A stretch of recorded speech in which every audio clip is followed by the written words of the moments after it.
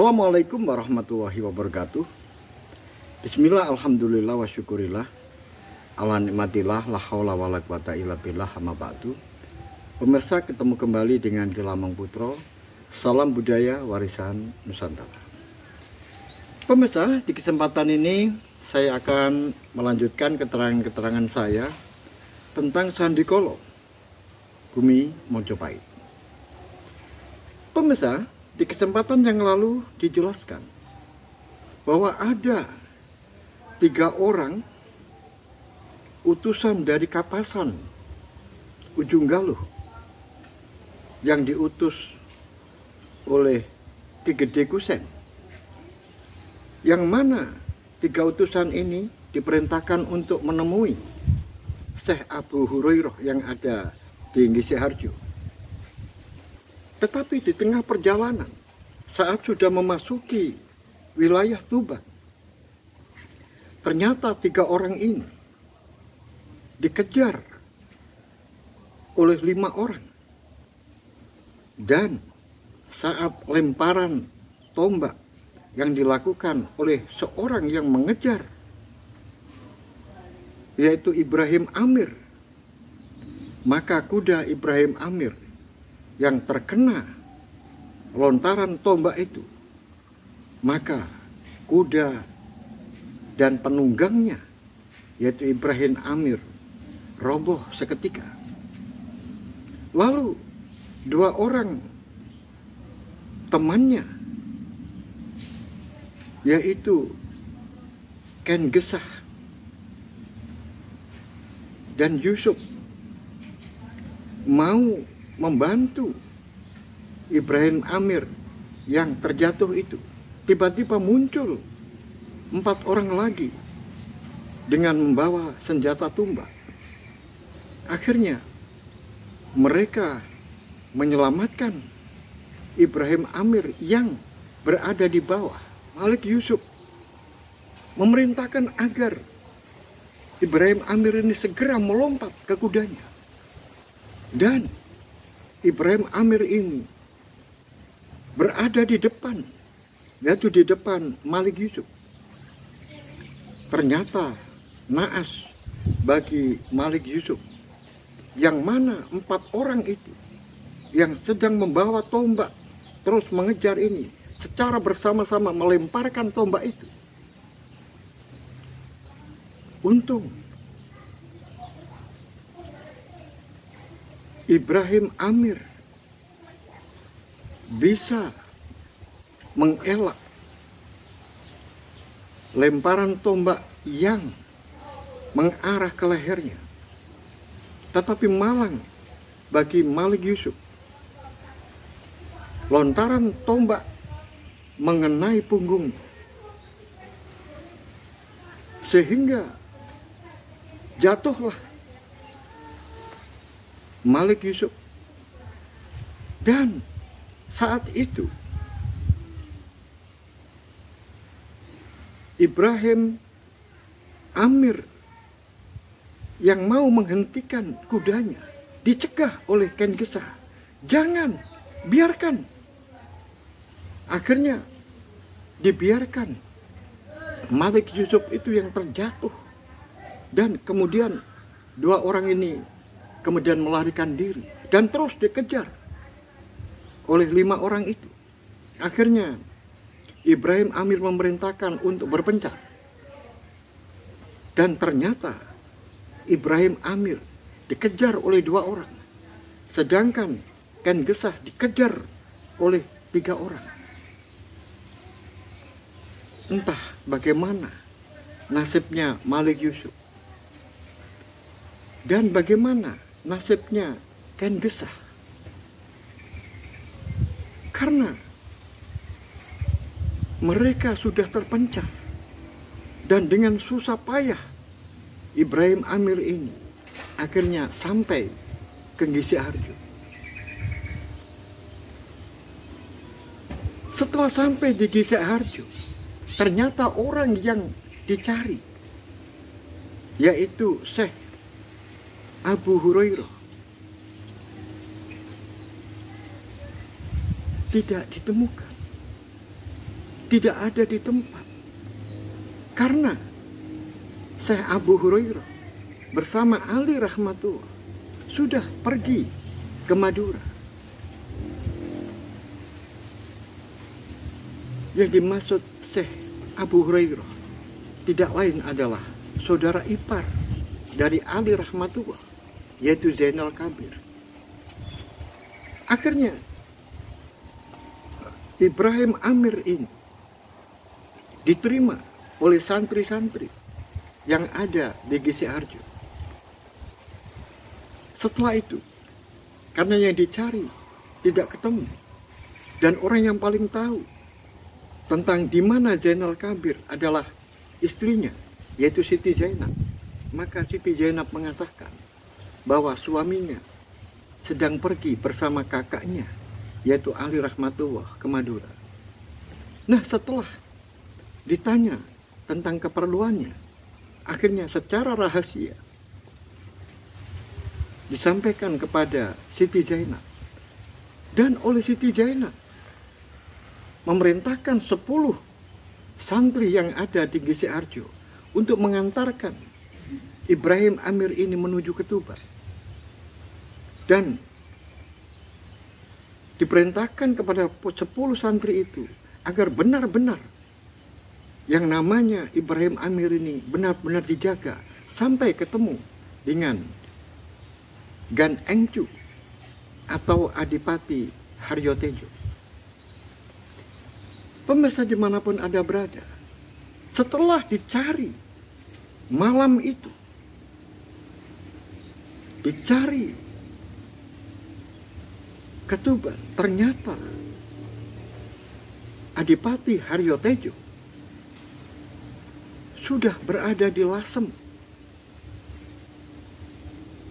karena ingin mengunjungi rumahnya yang ada di Lasem, karena rumahnya dalam keadaan kosong karena Ali rahmatullah pergi ke Madura, sedangkan istrinya yaitu Dewi Manilo dititipkan di Tuban.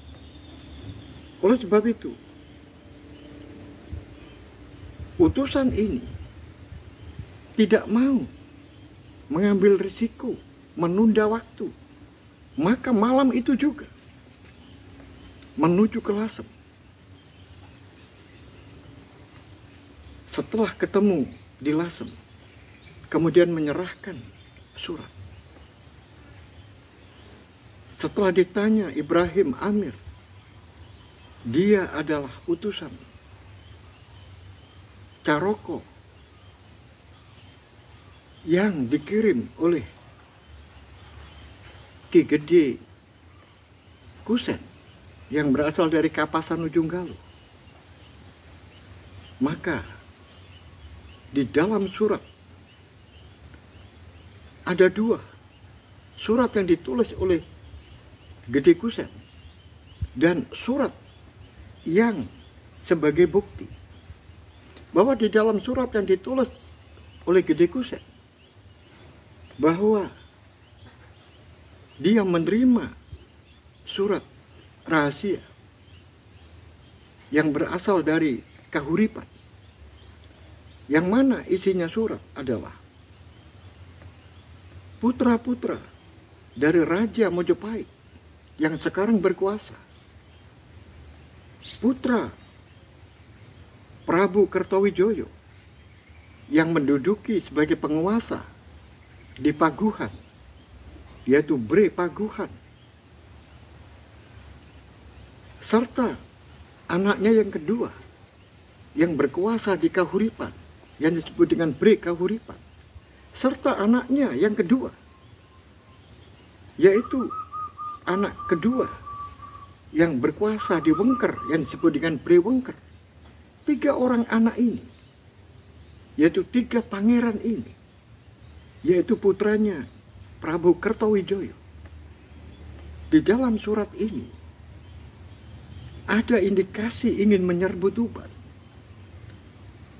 Alasannya di dalam surat ini sudah jelas, bahwa sekarang Tuban dalam keadaan mungkur kepada Mojopahit, karena Tuban sudah dikuasai oleh orang-orang asing. Akhirnya surat ini diterima dan Adipati Tuban Haryo Tejo mengucapkan banyak terima kasih kepada Ibrahim Amir karena dengan susah payah mau mengantarkan surat yang penting ini. Akhirnya diperintahkan untuk istirahat. Pemirsa dimanapun ada berada, Gan Engcu yang sekarang sudah menjadi Adipati Tuban, yaitu Adipati Tuban yang kelima,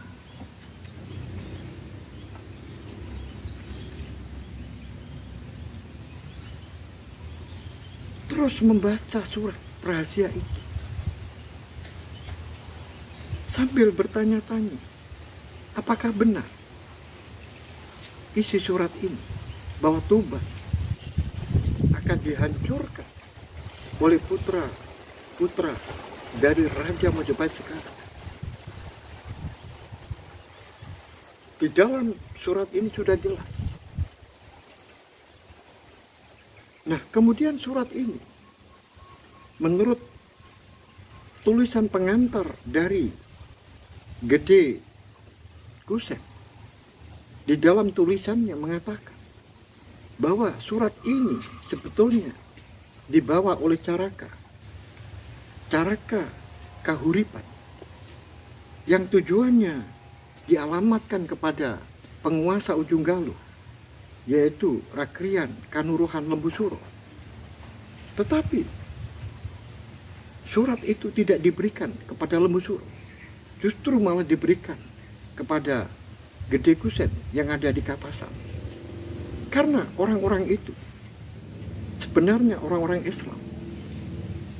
Prajurit Caraka itu sudah Islam, tetapi mereka masih belum berterus terang di dalam kehidupan sehari-hari. Tetapi dia sudah meyakini dan sudah bersahadat.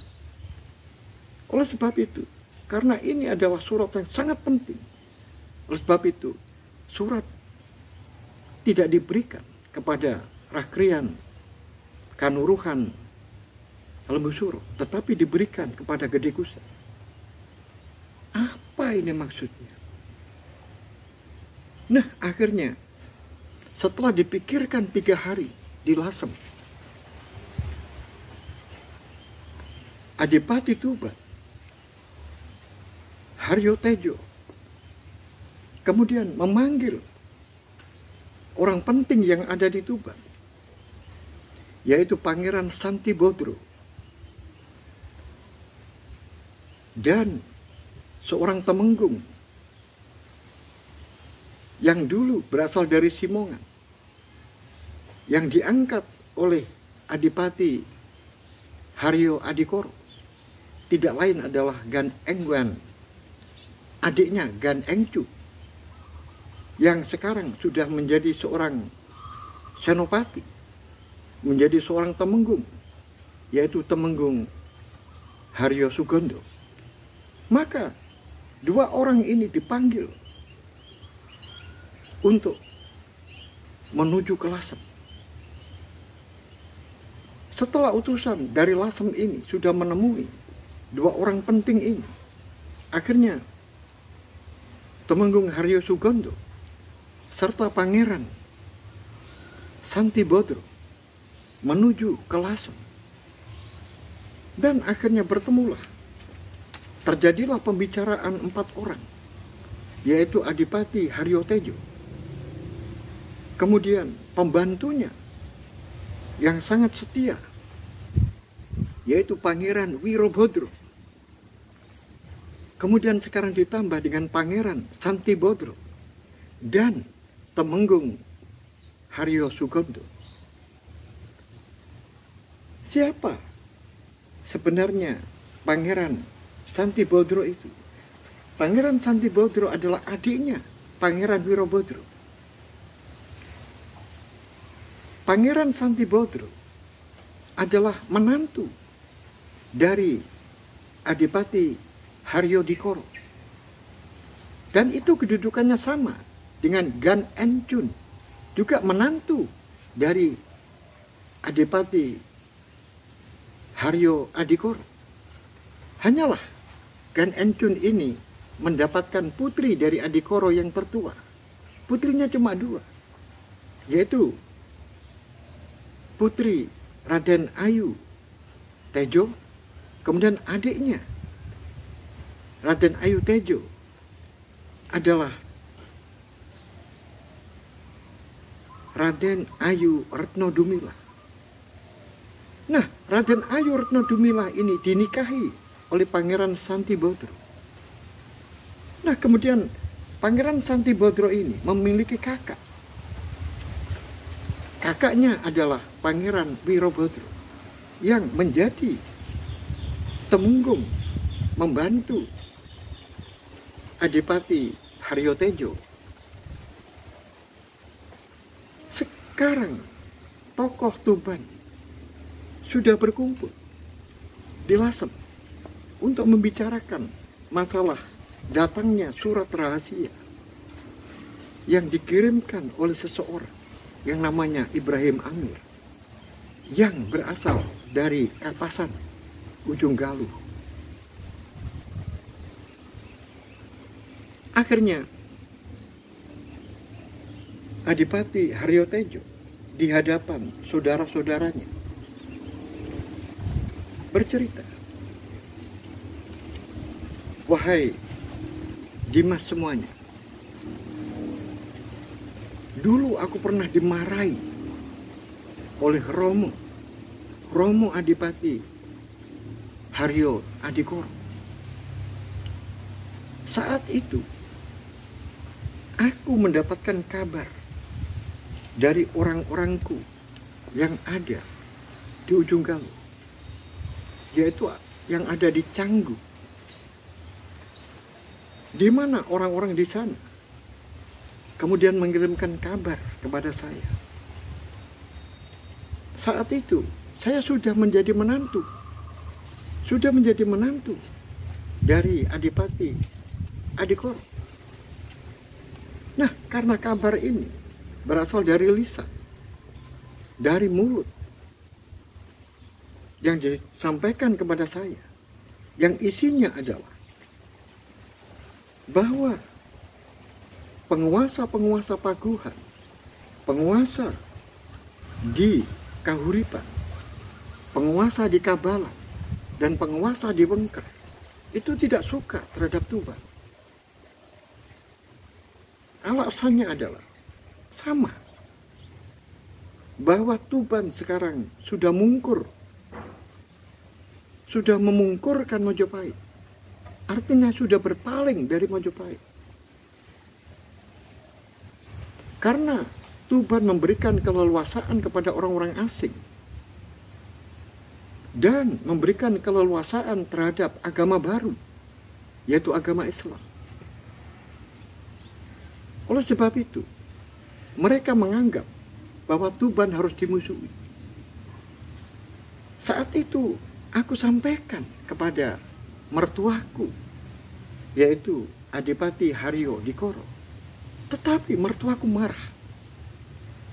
Apa yang disampaikan? Kamu jangan percaya terhadap omongan orang-orang yang tidak bertanggung jawab. Kalau kamu belum tahu benar bukti yang nyata, maka jangan pernah kamu melaporkan itu kepadaku, karena aku menganggap itu fitnah. Aku saat itu tidak bisa bicara. Aku hanya menyampaikan saja. Ternyata benar. Ternyata benar. Sekelompok bajak laut yang datang dari utara dengan kekuatan besar menyerbu Tuban dan Lasem. Sehingga banyak orang-orang Cina, orang-orang pribumi, orang-orang kaya, para saudagar, banyak yang dibunuh dan barang-barangnya dirampas. Mereka seperti itu, dikemas dalam sebuah perampokan, padahal itu adalah prajurit. Akhirnya saat itu benar-benar Tuban mau jatuh. dan Lasem juga mau runtuh. Akhirnya setelah aku mohon izin kepada mertua saya, yaitu Adipati Tuban Haryo Dikoro, untuk minta bantuan ke Simongan, maka adikku ini saya datangkan, yaitu Gan Enwang, dengan membawa prajurit angkatan laut, dan dalam waktu yang relatif singkat, bajak-bajak laut yang hanya menggunakan kapal-kapal kecil itu dilibas habis oleh Gan Engwan. Dan atas jasanya itu kemudian Adipati Haryo Dikoro mencegah Gan Engwan ini kembali ke Simongan. Dia kemudian di Tuban diberikan kedudukan sebagai seorang temenggung, sebagai seorang patih, yaitu dengan gelar Haryo Sugondo sampai sekarang. Dan saksinya ada. Ini adikku. Nah, sekarang ada surat yang isinya sama seperti kabar dahulu. Nah, ini aku khawatir kalau akan terjadi, benar-benar terjadi. Oleh sebab itu, ini semuanya adalah tanggung jawab kita bersama untuk menyelamatkan Tuban dan menyelamatkan Lasem. Bagaimana menurut pendapat Pangeran? Benar. Aku setuju. Berita itu benar atau tidak benar? Surat itu benar atau tidak benar? Maka aku menganggap harus dibenarkan. Apapun yang terjadi, kita harus mempersiapkan diri dengan baik. Karena aku melihat perkembangan di Mojopahit tidak sehat-sehat, tidak baik-baik. Aku melihat perilaku pangeran-pangeran Mojopahit pada saat itu sudah berlagak. Sepertinya tidak ada orang yang berani. Apalagi sekarang orang tuanya, yaitu Prabu Kertowijoyo, menjadi Raja Mojopahit. Itu tidak menutup kemungkinan kalau mereka melakukan hal-hal seperti itu. Oleh sebab itu, kalau menurut saya, alangkah baiknya kalau kita mulai sekarang ini menyusun, membangun kekuatan militer. Nah, kalau memang di Kadipaten itu aturannya adalah tidak boleh memiliki prajurit lebih dari 100 orang, maka kita harus pandai-pandai mensiasati. Kita bangun kantong-kantong pemuda-pemuda itu, dipusatkan pada latihan-latihan yang dibungkus dengan perguruan-perguruan pencak, perguruan-perguruan bela diri. Tetapi kita koordinasi. Perguruan-perguruan itu harus diawasi oleh seorang prajurit yang mana perkembangannya harus selalu dilaporkan. Itu kalau menurut pendapat saya. Terima kasih, Pangeran Santibodro. Berarti pendapatmu itu sama dengan kakangmu,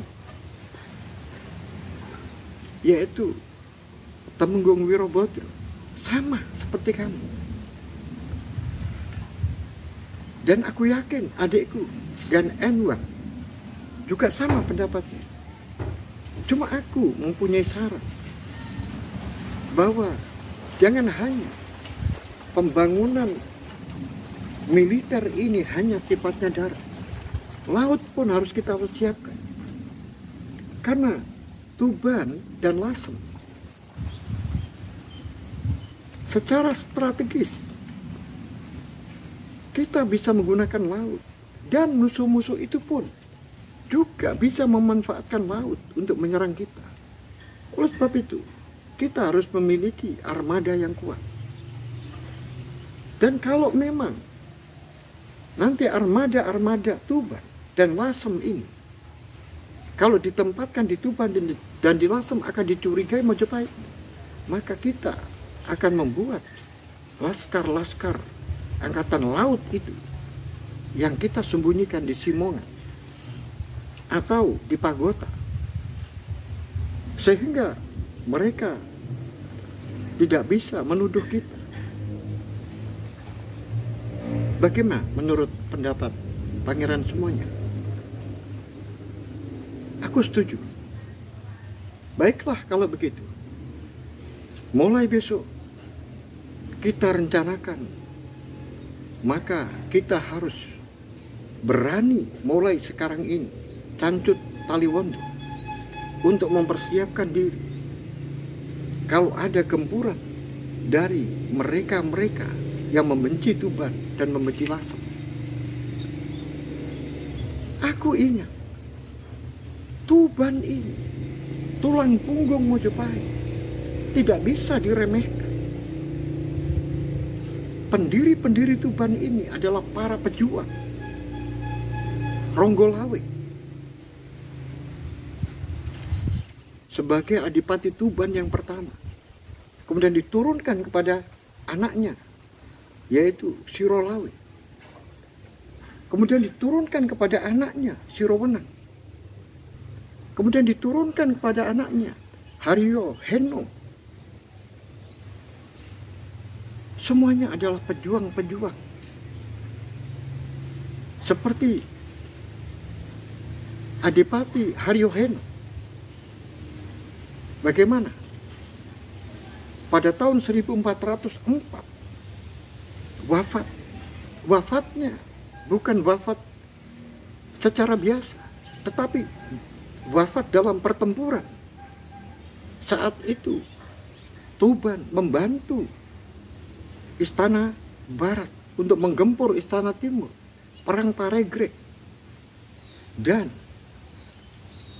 orang yang dikenal di Majapahit saat itu, ada seorang prajurit yang gagah berani dengan membawa pasukan Tuban, yaitu Raden Haryo Heno. Kemudian dirinya menyebut Raden Haryo Longgolawe, yaitu menggunakan nama kakek buyutnya, dan akhirnya gugur dalam pertempuran yang gagah berani. Ini Tuban dipenuhi dengan para pahlawan yang selalu berani di dalam membela Majapahit dan membela kedudukannya apabila diserang. Oleh sebab itu, karena Haryo Heno pada waktu itu tidak memiliki anak laki-laki, anaknya cuma satu, yaitu perempuan, yang dikenal dengan putri Raden Ayu Heno.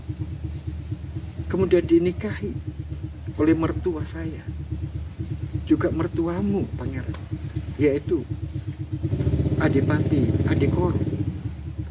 Dan kemudian memiliki dua orang putri juga, tidak memiliki putra, yaitu Raden Ayu Tejo dan Raden Ayu Retnodumila. Yang tua aku nikahi, yang muda pangeran nikahi. Jadi kita ini adalah anak-anaknya pahlawan.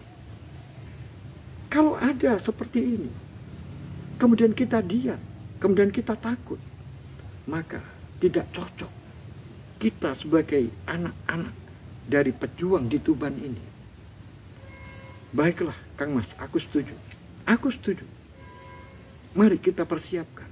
Apalagi kalau mengalir darahmu, lebih hebat lagi. Pangeran berdua adalah putra seorang pangeran juga, yaitu Pangeran Bodronolo. Kemudian Bodronolo ini adalah putranya Joyo Bodro Pangeran Joyobodro. Pangeran Joyobodro merupakan anak dari Pangeran Bodrowardono. Bodrowardono putranya Indu Dewi.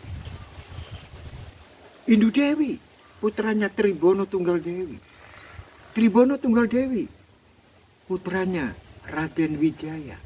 Sehingga Raden berdua ini memiliki garis orang-orang pendiri kerajaan Mojopahit. Oleh sebab itu, mari Tuban ini kita perjuangkan. Jangan dianggap remeh oleh siapapun, termasuk mereka yang mengaku anak-anak Raja Mojopahit sekarang, Prabu Kertawijoyo. Aku tidak memperdulikan dia itu sebagai penguasa Wengker. Aku tidak peduli dia penguasa Paguhan, penguasa Kahuripan, atau penguasa Kabalan. Tetapi kalau kita di posisi yang benar sampai titik darah penghabisan, mari kita perjuangkan Tuban ini. Baiklah Kang Mas, aku setuju banget. Mari kita bersama-sama membangun kekuatan di Tuban ini. Tetapi aku mengharap kita tidak boleh melakukan serbuan sebelum mereka itu nampak benar melakukan serbuan pada kita. Baiklah, aku setuju. Pemirsa dimanapun Anda berada, bagaimanakah kelanjutan cerita ini? Apakah akan terjadi sebuah pertempuran antara putra-putranya Beri Kertabumi melawan Tuban? Oleh sebab itu, ikuti terus cerita ini sampai akhir. Sampai di sini akhirul kalam. Billahi taufiq wal hidayah, waridha wal inayah. Assalamualaikum warahmatullahi wabarakatuh. Salam budaya warisan Nusantara.